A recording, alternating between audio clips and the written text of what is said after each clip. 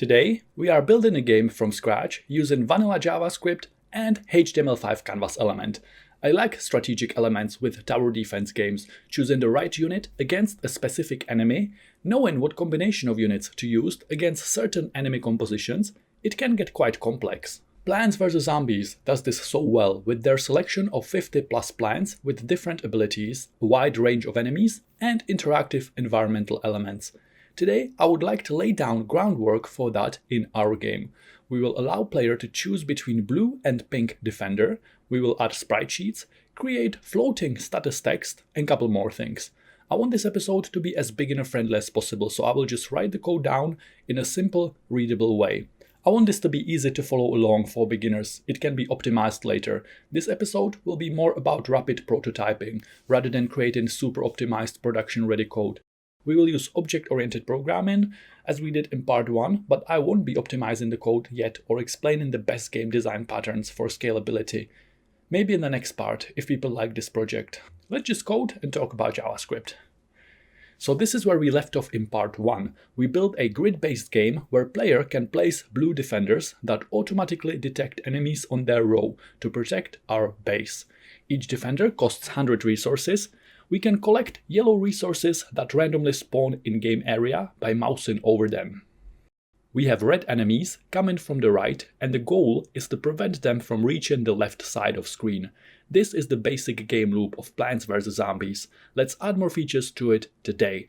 I would like to add floating status text that tells us how many resources we gained by collecting these yellow squares, and also how many resources we get after defeating each enemy.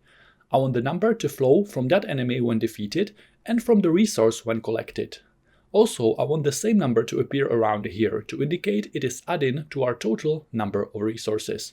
So how do we implement this? It's very easy. I will follow the same pattern we used in the first episode to create defenders, enemies, and resources.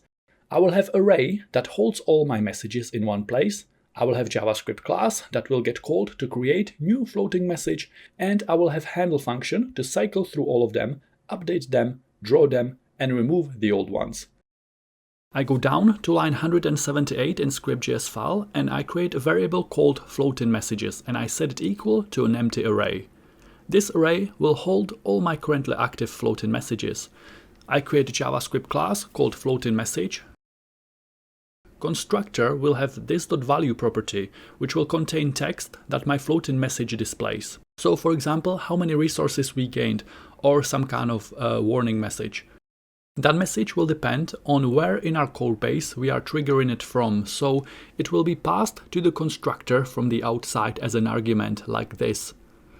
So this.value is equal to value variable that is passed as an argument when we create a new floating message later using the new keyword. I will show you.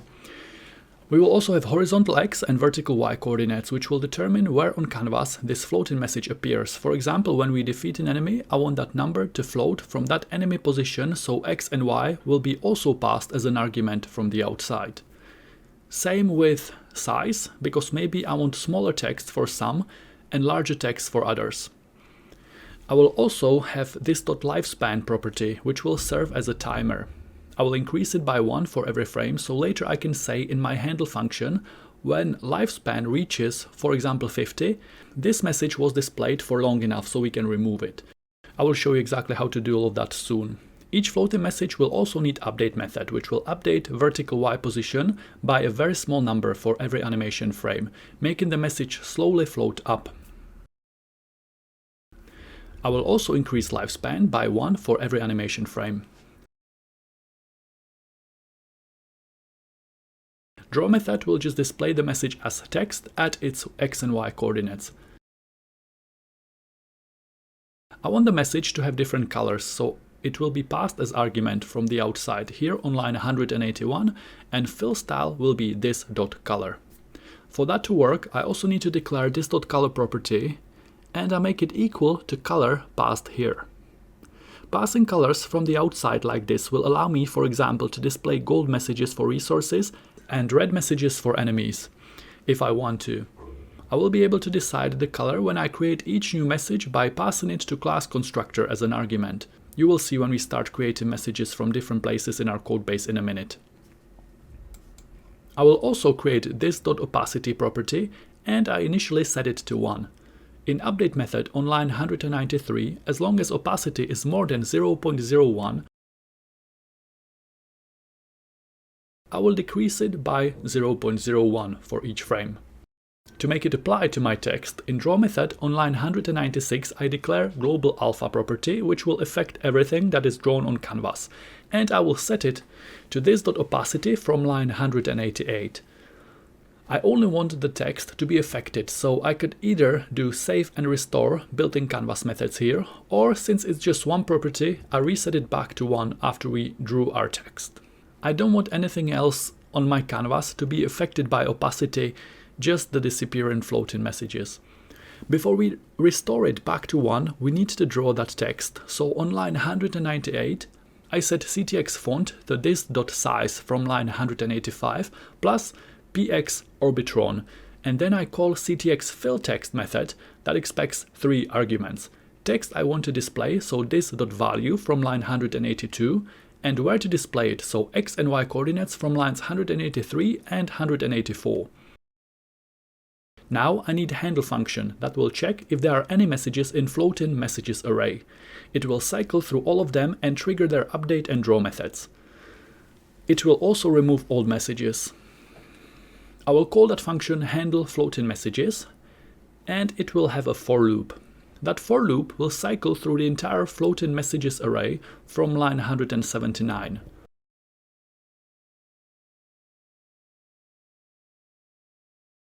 For each element in that array, if there are any active floating messages, it will call its update and draw method.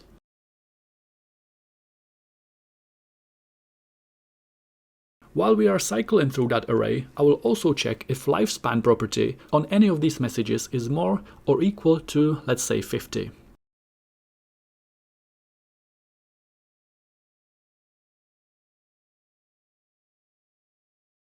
If it is, I will use splice to remove that particular message from the array. And I adjust index by -1 to make sure the next element in the array doesn't get skipped. Another way to deal with it would be to cycle through this array on line 204 backwards. I will show you how to do it next time. Floating messages array is empty. It is globally available, so I can add new items to it by using my floating message class from anywhere in my code base. I want to display a warning message when player is trying to place a defender but doesn't have enough resources to do so. Each defender costs 100 resources, so if player has less than that, warning message will appear at the current click position. On line 142, I have my click event listener that snaps my defender to the grid when I place them and checks that I'm not placing defenders on top of each other, and if I have enough resources to place one. I can't call JavaScript class before I declare it, so in my file, I will cut this entire click event listener code block, and I need to paste it somewhere after my floating message class, so that JavaScript can see it. I will paste it here on line 302, just before my animate function. Inside this click event listener, I have defender cost currently set to 100, and I check if number of my total resources is more or equal to this defender's cost. If it is, I create a new defender. I decrease number of resources by 100. If user doesn't have enough resources, we can instead display a message to let them know. So here I say else take floating messages array from line 167 and push new floating message into it. This will trigger message class constructor on line 169, and it expects 5 arguments. Value, x, y, size and color. Back on line 314, I pass it text that says need more resources as a value property. X and Y will be just the current mouse position, so mouse X and mouse Y. Font size will be, for example, 15 pixels, and color can be blue. For this to actually work, I need to take my handle floating messages function on line 191. This function cycles through all active messages, updates them and draws them. I need to take it and call it from inside my animation loop on line 328. So I placed 3 defenders, 1, 2, 3, and when I try to place another one, since I don't have 100 resources available, else statement on line 313 will get triggered and a new message will be created and tell me that I need more resources. Let's try to make the text slightly bigger, maybe 20 pixels. I want the opacity to decrease faster. On line 181, I adjust these numbers. Now it looks like the messages are not being correctly removed from floating messages array.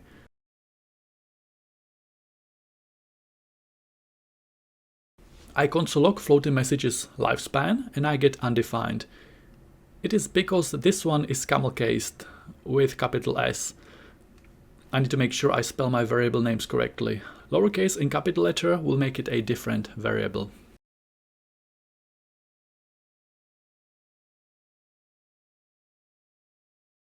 On line 181, I adjust the speed at which opacity decreases to 0.03.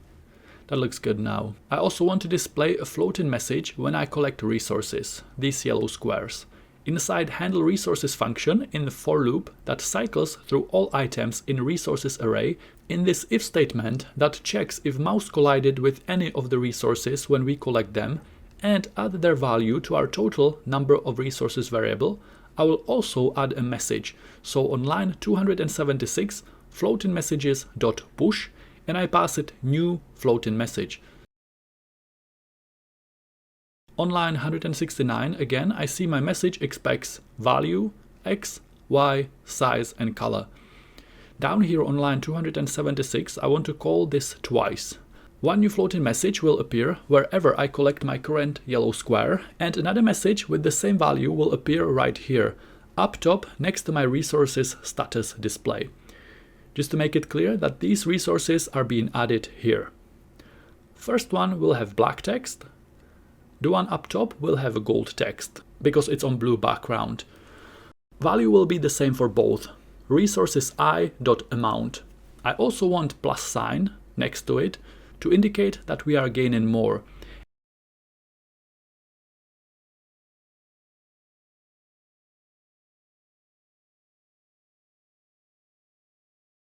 X and Y will be coordinates of this resource object that mouse collided with. I want the message to appear on top of it. Text size will be 20. The second message will also have text size of 20. Its X and Y coordinates will be up top on the blue bar somewhere next to my total resources count. Let's try 150 pixels for X and 30 for Y. The text is too small. I will do 30 pixels font size for both messages. How about 250 and 50 for the second message? I also want to display similar two messages whenever we defeat an enemy to show player how much resources we gained from that.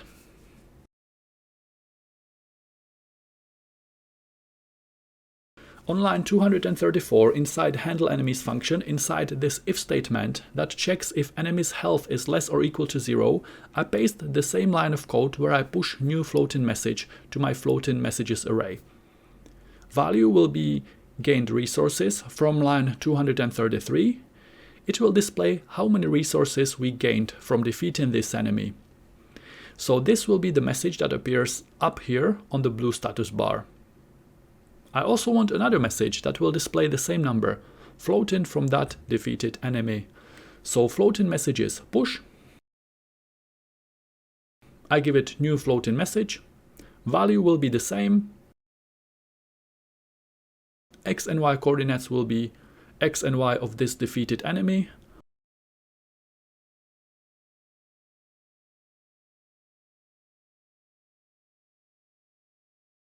Font size 30 and font color will be black.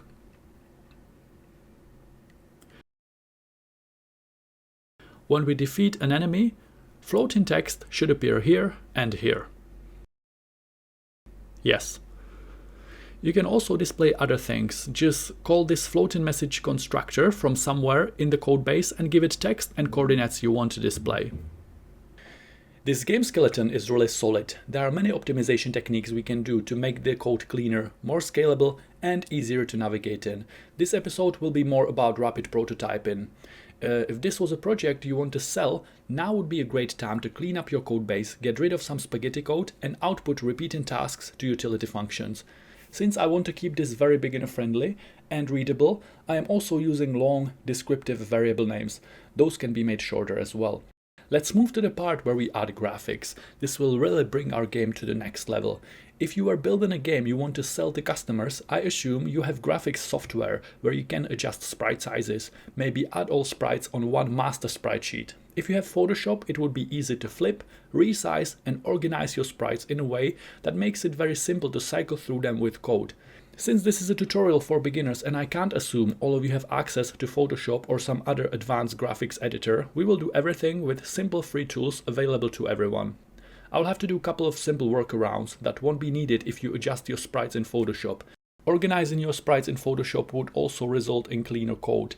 In this video, we are building a fully functional game prototype. If someone tells you this code can be done in a more efficient way, they are right. But we are learning about JavaScript arrays, for loops, classes, and if statements today. Advanced game design patterns will make our code structure much more efficient, but I will not be covering them yet in this episode. I will cover these later on, but I want to keep this tutorial beginner friendly. Take this game as our prototype we used to learn about JavaScript and game development, and keep in mind some of these workarounds are because we have people who don't have access to graphics software. I'm sure if you start a game studio and create production ready software, you will have access to all graphic tools and sprite sheet software you need, which will make your life much easier. Today we will do it in a way so that everyone can follow, even beginners and people without Photoshop. I will use free sprite sheet package from a website called Mobile Game Graphics. Link in the video description. They offer a lot of cool sprite sheets. Today I will use this free one, but feel free to use any sprites you want to make your game unique. This one contains many different enemies, environments, and animated items you can add on your game board. To be able to download it, you need to have an account with them. Right now, when I'm recording the video, it's just a simple email registration. You don't have to give any personal details if you don't want to. Hope they don't change it, and I hope this pack is still available. If not, leave a comment please. So to get it, I just click Add to Cart, and here I can enter my cart. You can see that price is 0, it is a freebie. I click Proceed to Checkout and then Place Order.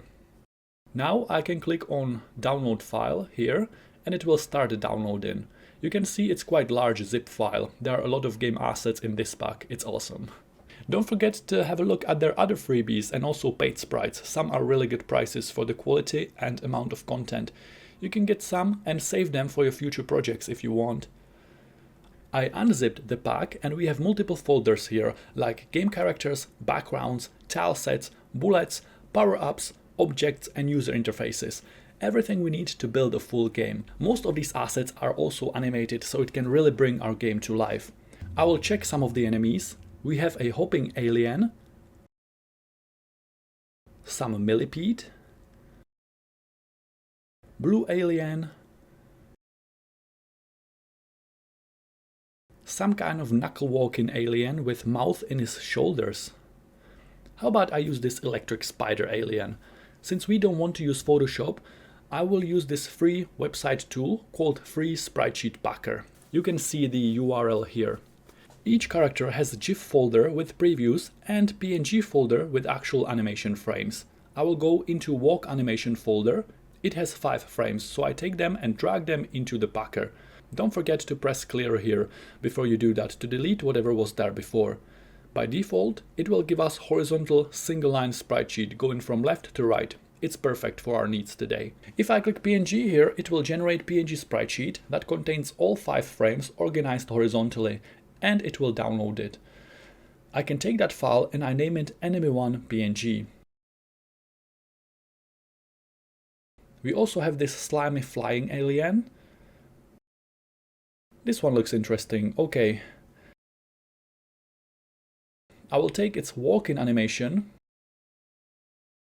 clear my old frames, and I will drag all 8 frames here.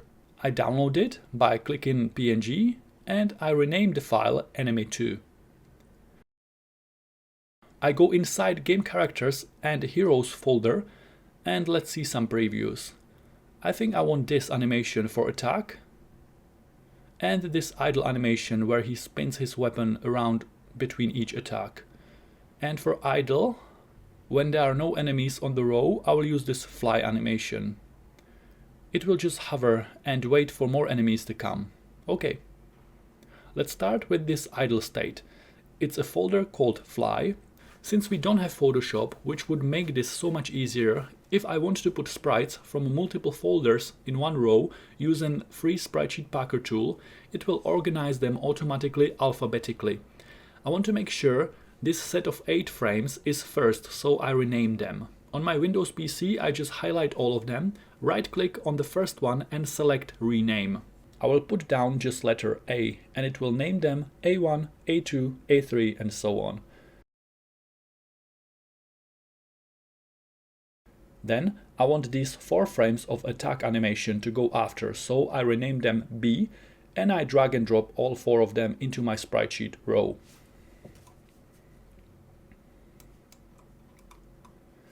I also want this idle animation where my blue defender spins their weapon around. It's 13 frames. I rename them with letter C to make sure they go last. Since this free Spritesheet Packer organizes everything alphabetically, it will slot these 13 frames named as letter C at the end.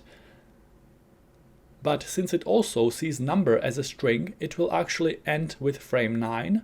And here we will start with frames 10, 11, 12 and 13 before we get to 1. I checked it and the animation will still connect well, but if you have any graphics software, consider organizing your Spritesheets using that. I spoke to the owner of this free Spritesheet Packer website, and he told me that this behavior was intentional and that they don't plan to fix it. So we just have to work around it. You could also just rename your sprites using just letters so they are in different order, but that's extra work I won't be doing right now while recording this video. Normally I use Photoshop for this kind of stuff, but I'm using this free tool for you, so people without Photoshop can follow as well. So I click PNG here and it will download this very long Spritesheet that contains all my animation frames in one row. Today we will be animating single row Spritesheets. If you want to see how to animate multi-row Spritesheet, check out my Fish game video, for example. I will name that file Defender1. I also want the pink defender. I will use slightly different animations so we can discuss a very simple way how to cycle between min frame and max frame later on. You can add any animations you want and organize your sprites differently if you want, it will still work. For this pink defender, I will flip it around. I want it to attack while flying, and I want it to stand on the ground while idle. So I will use this flying attack animation. I will use this idle on the ground and spinning their weapon animation. And I think I will use this fly up animation as a filler between attacks.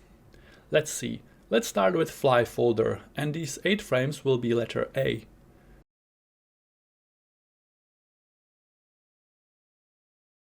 These flying attack frames will be letter B.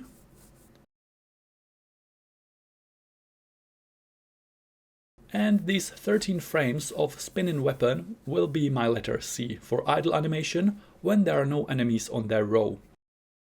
Again, I click PNG here, download my PNG image Spritesheet that contains all 29 frames in one row, and I name it Defender2. I put all these new Spritesheets inside my project folder. For you, the path to these images might be different depending on how you organized your project files. Let's add animated sprites for enemies instead of these red squares. On line 203, just before I declare my enemy class, I create a variable called enemy types and I set it equal to an empty array. I create a variable called enemy1, and to bring image file to my canvas project, I set this variable to new image like this. This will create an instance of built-in JavaScript image class. We have this new image object now saved in enemy1 variable. You can see it if you console log enemy1. It has src property, source, so I access it like this, enemy1 src, and I set it equal to the path to my first enemy Spritesheet. For me, it's just enemy1 PNG. For you, the path might be different. For example, if you created images subfolder, you would include it in the path. Now I take enemy types array from line 203 and I push enemy1 into it from line 204. Since we will have more than one enemy type, I will need to assign just one random type to each enemy at the point where we create them with enemy class constructor. On line 218, I create a new property called this.enemyType, and I will set it equal to enemy types array index 0. So first element in this enemy types array, which is this enemy1 image object I just pushed in. I will also need a set of properties that will allow me to cycle through sprite sheet. This.frameX will be number of horizontal frames in my sprite sheet. As this number increases, different frame will be displayed. This sprite sheet has 5 frames, so this number will cycle 0, 1, 2, 3, 4, and again 0, 1, 2, 3, 4.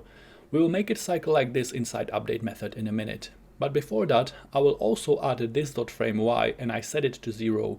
This is only needed if you have multiline sprite sheet. This sprite sheet has only one row, so frame Y will always be 0, which represents the first row. I explained how to cycle through multiline sprite sheets, for example, in my Fish game tutorial. You can find it on my channel somewhere. One way to control which set of frames we are displaying on a single row sprite sheet is to have min frame and max frame variables, and if I have different animations on this row, I can just dynamically change these values, showing a different set of frames. I will set min frame to 0 and max frame to 4. I also need sprite width and sprite height. I get it by looking at my sprite sheet files. I can see each frame in this animation is 256 times 256 pixels. I need this value so I can correctly crop out the frames. When frame X is 0, I start my crop here, 0 times 256.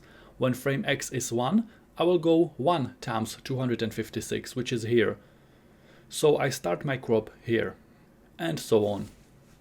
I will do this by passing these values to built-in JavaScript draw image method. I will show you in a minute.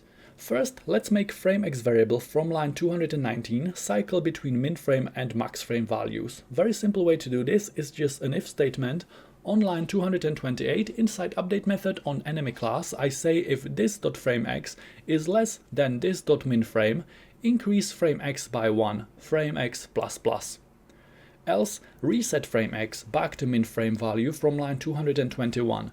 Since minFrame is 0 and maxFrame is 4, this will make frameX variable cycle between 0, 1, 2, 3, 4 over and over. The key to drawing sprite sheets with JavaScript on canvas element is built-in drawImage method. It has 3 versions depending on how much control you want to have over the image you want to draw. We can pass it 3, 5 or 9 arguments. Since we need maximum control, because we will be cropping out from a sprite sheet and specifying where to place that cropped out frame on canvas, we will need the version with 9 arguments. The first argument is always what image we want to draw. The next 4 arguments will determine what area we want to crop out from the source sprite sheet to display just one frame, so source X, source Y, source width and source height. The last 4 arguments will determine where on destination canvas we want to place that cropped out frame onto, so destination X, destination Y, destination width and destination height. I will comment it out so we can use this as a reference. I copy the same draw image call again, and here I will fill out the actual values. Let's go one by one. Image we want to draw comes from here on line 204. It is being pushed to the array and assigned to this.enemyType property on enemy class constructor on line 218. So image I want to draw is this.enemyType. This image holds the entire sprite sheet with all 5 frames in a single PNG file. Now we need to tell JavaScript X, Y, width and height of a rectangle we want to crop out from this PNG file to get only one frame, source X, source Y, source width and source height. Source X will be this.frameX from line 219 times sprite width from line 223. If frame X is 0, 0 times 256 is 0. We start cropping here. When frame x is 1, 1 times 256 is 256, so we start cropping from here, and so on. Source y will always be 0 because we have only single row sprite sheet here. For multiline sprite sheets, I would do this.frameY times this.spriteHeight, and I would have to do a little calculation in update method to make sure that frame y jumps to the next row when we reach the last horizontal frame on the row. It's easy with modulus operator. I explained it in my fish game video, you can find it on my game development playlist. Let's just do single line sprite sheets for now, to keep it simple. Source width and source height will be this.spritewidth and this.spriteheight from lines 223 and 224. So here we are given JavaScript starting coordinates for the crop and width and height of that crop area. The last 4 values here are just to specify x, y, width and height of where on canvas we want to place this cropped out frame onto, so destination x, destination y, destination width and destination height. This is very simple. I just place it where my enemy is at the moment. Destination x is this.x from line 210, destination y is this.y from line 211, destination width and height is this.width and this.height from lines 213 and 214. And this is the basic concept how you animate sprite sheets on canvas with JavaScript. That's all. From now, it's just easy tweaks. I'm sure the first thing you notice is that the aliens are animating very fast. It's because we are serving our canvas game at around 60 frames per second, and each time we display a new frame on the sprite sheet. It depends what kind of sprite sheets you have. Some have more frames, so this speed might work, but our sprite sheet has only 5 frames, so I need to find a way to slow the animation down. Up on line 11, I created a global variable called frame, and I initially set it to 0.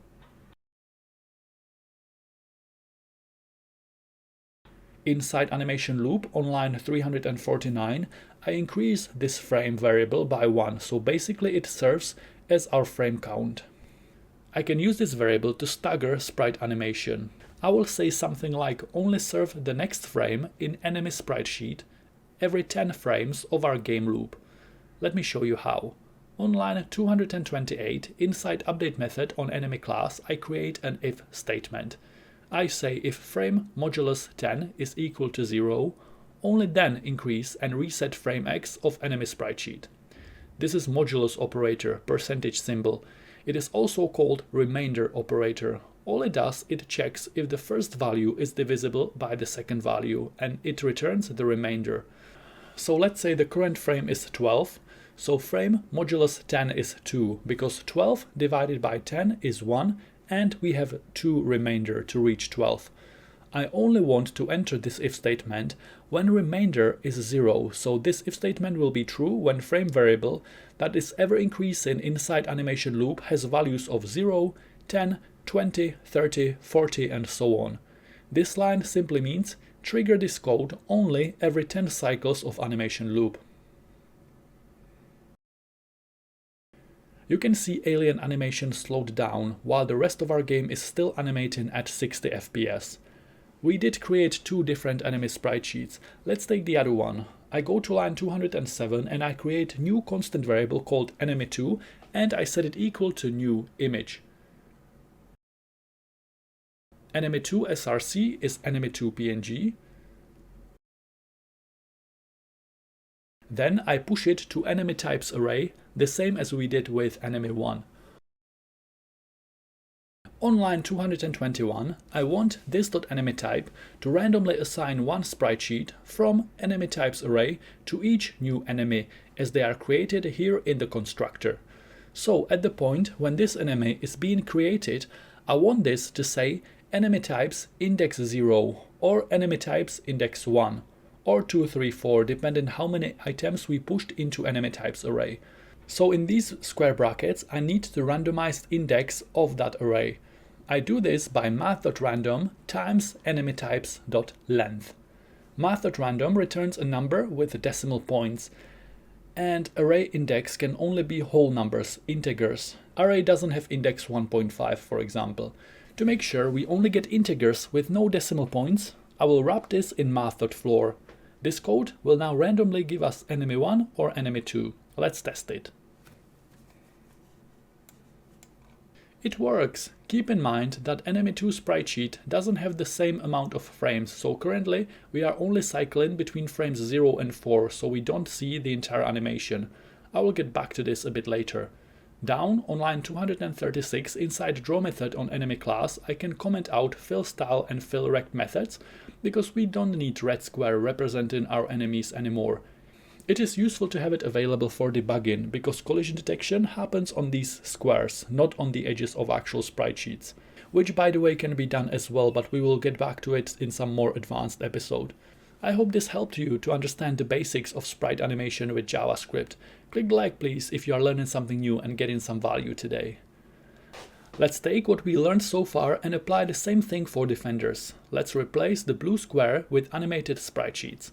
On line 113, just before I declare my defender class, I do the same thing I did with enemies. Defender 1 is new image.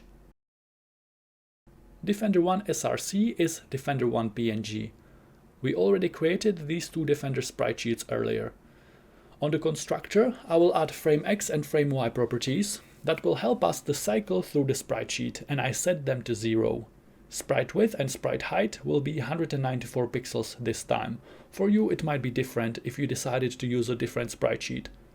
Min frame will be 0 and max frame will be 16 maybe. I will tweak that later. Inside my custom draw method on defender class, I call ctx_drawImage to cycle through the sprite sheet. Image I want to draw is defender 1 from line 113.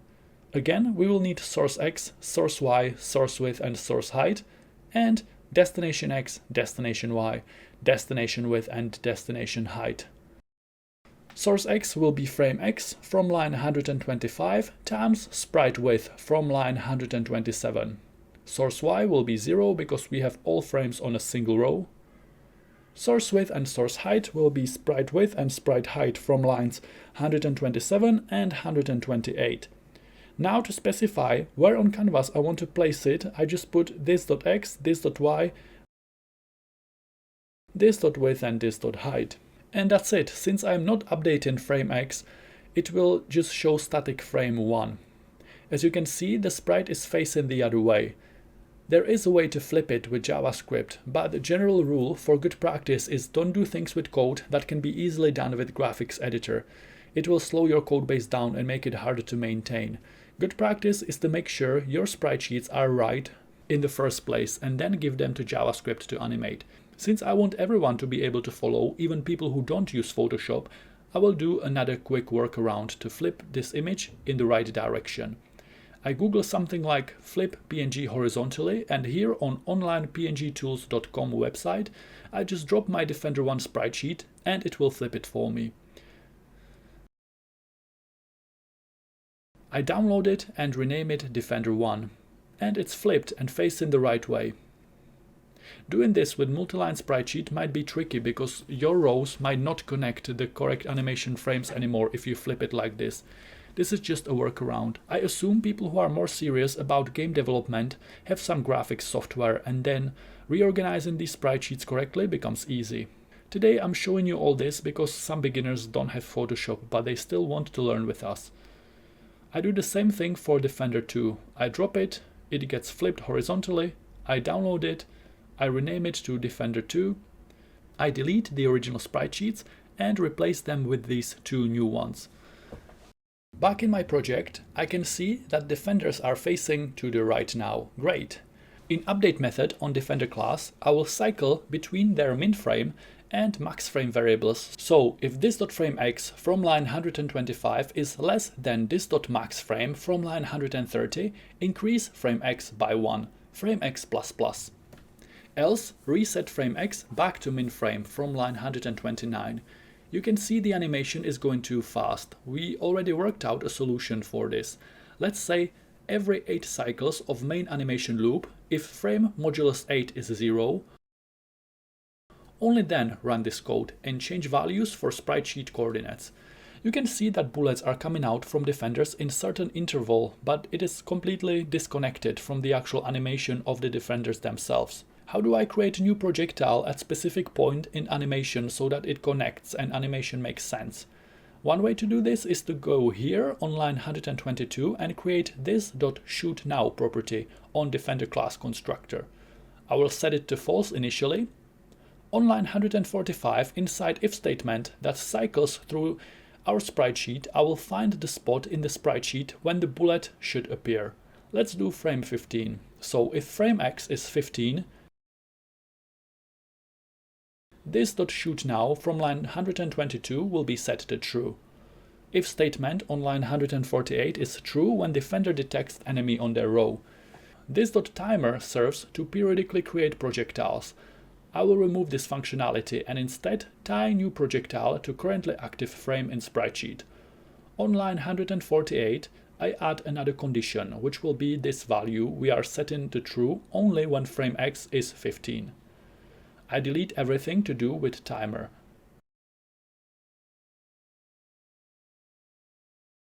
So this if statement on line 148 means if Defender detects enemy on their row, and at the same time if current frame in sprite sheet is 15, only then enter this code block and push new projectiles to projectiles array. As soon as you push it, set this.shootNow back to false. You can see that projectiles appear whenever frame 15 gets played in my Defender1 sprite sheet. Perfect. Doing this, we actually can make defenders do everything faster by adjusting code on line 142 like this. Making this number smaller now makes defenders more powerful and game easier. They just produce more projectiles and they will deal with enemies much faster. I can also make this animation slower, and as a side effect, the game will become more difficult. I think every 10 frames will work fine for now. I would also like the projectile to come out from the correct area to match the sprite sheet. I can adjust values on line 149 like this to move the vertical spawn point on each projectile relative to its defender. You can see they only produce projectiles if they detect enemies on their row. I would also like defenders to switch to idle animation when they are not attacking. There is a way to have a reusable animation function where we pass animation like walk, attack, idle as an argument, and it will play that specific animation for us. Today we will just write a simpler spaghetti version that will check if Defender is in attack mode, and if it is, this.shooting is true, set min frame to 0 and max frame to 15. Else will mean they are in idle state, so min frame is 17 and max frame is 23. Update method always cycles between min frame and max frame here on line 143 and 144, so changing min frame and max frame will show different animations for us. This is the simplest way to swap between character animations. There are much cleaner and better ways to do it. I will show you later. I wish I had time to make all these tutorials 4 hours long so we can cover everything, but I'm not sure anyone would watch it. So this is a very basic setup for Blue Defender. We also have Pink Defender in our game. I would like players to have 2 icons somewhere on the top, the blue control bar, where they can choose which defender they want to place, blue one or pink one. How do we do it in JavaScript? Down here on line 185, I create a function called choose_defender.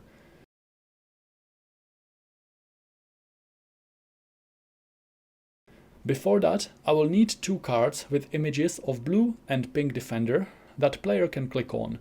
Let's create each card as a separate object for clarity. Const card1 will be an object with x and y coordinates. Let's try 10 pixels horizontally and 10 pixels vertically. Width will be 70 pixels and height may be 85 pixels. I copy this object and rename it card2. The second card will have x 90 and y 10. Width and height will be the same for now. Inside my custom choose_defender function, I want to highlight currently selected defender with gold border. I set line width to 1 pixel. Fill rect will create background for my cards.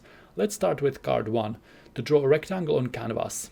I need x, y, width and height, so I pull all these values from my card 1 object on line 185.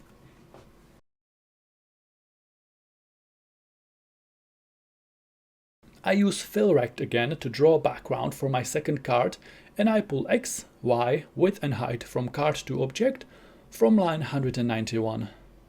Down here inside my animate function, I call this custom choose_defender function I just created. I will place it on line 390. The order in which you call handle functions inside Animate will determine what is drawn first and what comes on top of it, so think about layers in our game when doing this. We could also create multiple canvases and layer our game that way. Doing that would be more optimal because we wouldn't have to redraw everything all the time, only the things that are changing. Let's keep this beginner friendly for now and keep just one canvas. Just be aware that having multiple canvases and clearing only things that move is a great optimization technique to increase performance in our games. I go up to line 346 inside my handle game status function, which displays score and resources. I will move score and resources to the right by adjusting their horizontal x coordinates because I want to make room for my new cards. It looks like 180 is a good value. Inside each card, I want to draw the first frame from each defender sprite sheet to display our blue and pink defenders. On line 201, I call built-in draw image method. We used it to animate sprite sheets. This time I will use it to draw a static image, but since I still want to crop out one frame from a sprite sheet, I will have to use the version with 9 arguments here to tell JavaScript what image I want to use, what area from that image I want to crop out, and where on canvas I want to place it. This time I will just use hard-coded values because these frames will be static, it won't move. We could make it play some animation when we hover over them if we want to. I will just pass it image I want to draw.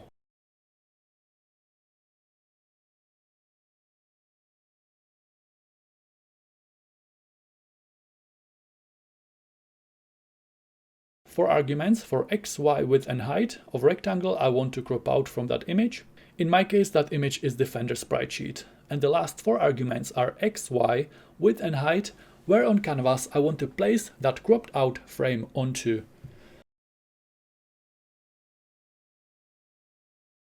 I want to make the black background on cards semi-transparent, so fill style RGBA 000, which is black, and 0.5 for alpha opacity.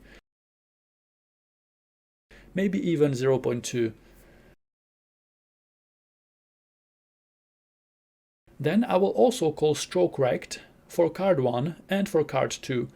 Pass them x, y, width and height, and this will give cards black borders 1 pixel wide.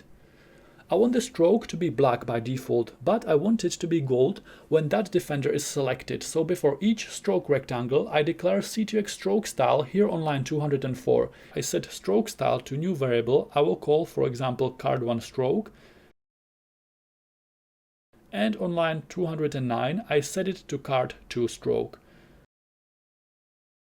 I declare these variables. Initially I set card1 stroke to gold, and card2 stroke to black. Now that I write it, I realize these could be properties on card1 and card2 objects. I will refactor that later. For now, I will take them and put them inside choseDefender function because I want to be able to change their values.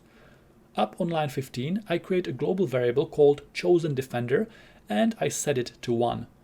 When it's 1, blue defender will be selected. When it's 2, pink defender will be selected. I go back down to line 202 and I set card1 stroke to black. When player clicks on a defender, I want it to get gold border and change chosenDefender variable to 1 or 2, depending which one was clicked. In the first episode, we wrote reusable collision detection function that checks for collision between 2 rectangles. We pass it object 1 and object 2 and it compares their x, y, width and height to see if they collide. How do I use it to check if mouse is hovering over card? Here on line 204 I will check if mouse object from line 25 is colliding with card1 object from line 188. Or if mouse is colliding with card2 from line 194. When mouse collides with card1 I set chosenDefender to 1. If it collides with card2 I set it to 2. Again, this can be refactored to be much cleaner and reusable. I will get back to it. On line 209, I say if chosenDefender is 1, do something, else if chosenDefender is 2, do something else. Else, do another thing. So we have Either Defender 1 selected, Defender 2 selected, or none of them are selected.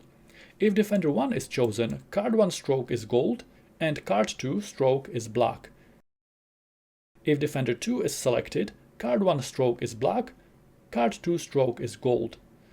Else, if none are selected, card 1 stroke is black, card 2 stroke is black as well. Now, if I hover over a card, Defender is selected and that card gets gold highlight. But I don't want this behavior. I want it to be more intentional. Player can hover over these cards by accident. I only want to select a new defender if we click on these cards. So on line 204 and 206, I will add another condition. Only change value of chosen defender if mouse.clicked is true. I don't think we built this functionality yet. On line 30, I create a new property on mouse object. I call it clicked and I set it to false. I create an event listener on canvas for mouse down event.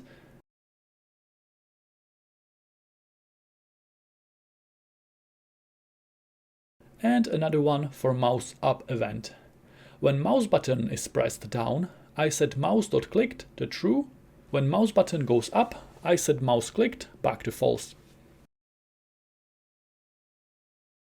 Now, new defender only gets selected when we click on a card. On line 149, inside draw method on defender class, I say if chosen defender variable from line 15 is 1, I take this draw image call and I paste it in here. Else, if chosen defender is 2, I paste the same draw image, but I replace defender 1 with defender 2 to reference the other sprite sheet. As you can see, this won't work because switching defender also changes the ones I already placed.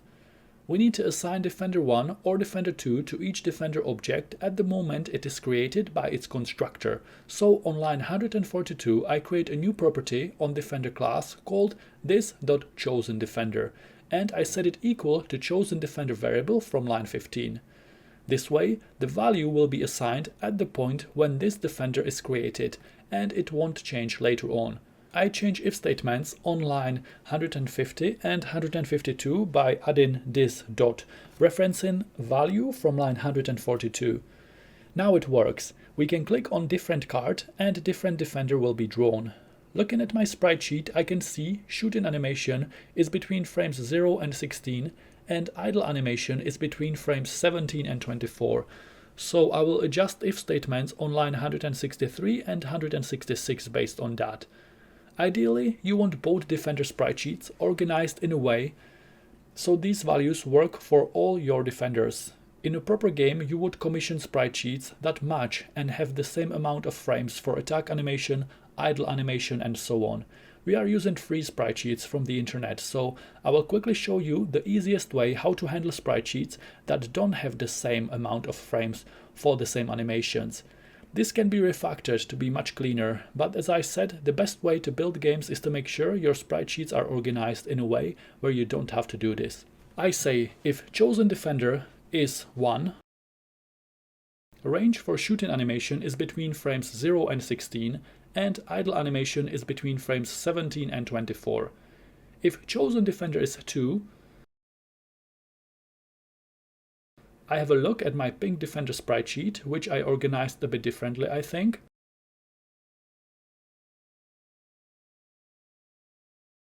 Shooting animation is between frames 13 and 28, and idle animation is between frames 0 to 12. If you look at the pink defender, you can see the weapon animation goes off, but the projectile is actually created at a different time. It doesn't connect, it doesn't match. The best way is to structure all your defenders the same way, so the same amount of frames for attack and idle in the same order will make your code much simpler. It's very easy to do with Photoshop. Do you know how to fix the second defender with JavaScript to make sure its attacks are aligned with the new projectile? It's a challenge. Can be done with one line of code. I will show you in the next part. I will remove the blue rectangle behind my defenders by commenting out lines 145 and 146. I will also change fill style on line 147 to black. I have two enemies and each one has different number of animation frames.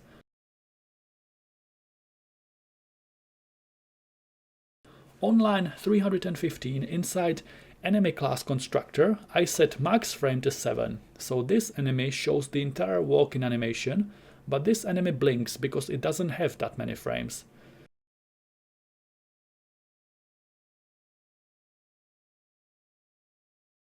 On line 315, I say if this.enemyType from line 311 is equal to enemy1, do something, else if this.enemyType is enemy2, do something else. Enemy2 has 8 frames and we start from 0, so max frame is 7. Enemy1 has only 5 frames, so max frame is 4. Now, both our enemies are showing the entire walk in animation. Because I moved score and resources on my control bar, when I collect a new resource, it shows in wrong place.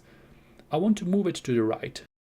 On line 384, inside handle resources, I pass different x coordinates to my floating message constructor.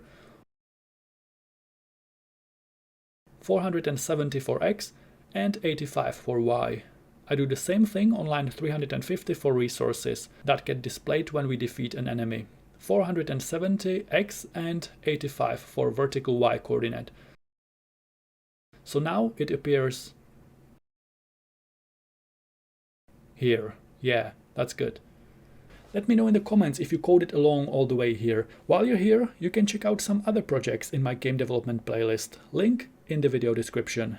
Good luck with learning JavaScript, and I will see you there.